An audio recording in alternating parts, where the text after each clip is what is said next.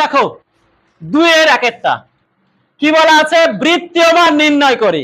কি বলেছে, 60 ডিগ্রি এর বৃত্তীয় মান কত হবে, 60 ইন্টু পাই বাই 180।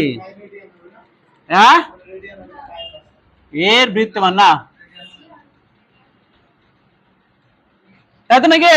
তাহলে কয় দিয়ে কাটছে, 3 দিয়ে, সমান পেয়ে গেলাম পাই বাই 3। অ্যান্সার 135 ডিগ্রি সমান 135 ইন্টু পাই বাই কত, 180। 5 দিয়ে কাটো, 5 দুগুণে 10, 5 7 35, 5 দিয়ে কাটলে 3 5 15, 5 36, 9 দিয়ে কাটছি, 3 9 27, 4 9 36, তার মানে 3/4 পাই। ব্যাস হয়ে গেল। তারপরে কত আছে বলো,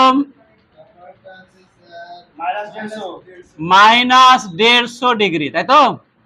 সেম একই ভাবে 3 5 15, 3 6 18 সমান -5/6 পাই পেলাম। আর কত আছে, 72 ডিগ্রি সমান 72 ইন্টু পাই বাই কত, 180। তাহলে মানে কত পাচ্ছে, 9 দিয়ে কেটে দিচ্ছে, 8 9 72, 9 দুগুণে 18, 20 পেলাম। 4 দিয়ে কাটছে, 4 দুগুণে 8, 4 5 20, তাহলে 2/5 পাই। ব্যাস হয়ে গেল। 5 নম্বর 22 ডিগ্রি 30 মিনিট। এবার একটা কথা শুনো, আমরা যখন বৃত্তীয় মান নির্ণয় করব, সবাইকে বলছি ভালো করে শোনো, আমরা যখন বৃত্তীয় মান নির্ণয় করব, এখানে এটাকে হয় মিনিটে করতে হবে, না হয় ডিগ্রিতে করতে হবে, মানে দুটো একই এককে কনভার্ট করতে হবে, না হলে কিন্তু আমরা করতে পারবো না। হয় এটাকে মিনিটে নিয়ে যাব, না হয় এই ডিগ্রিকে মিনিটে করব, না হয় এই মিনিটকে কিসে করব, ডিগ্রিতে করব, তাহলে আমরা করতে পারবো।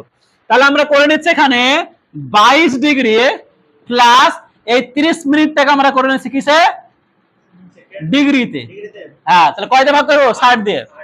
তাহলে 30 বাই কত পেলাম, 60। এটাও কিসে হয়ে গেল তাহলে, ডিগ্রিতে।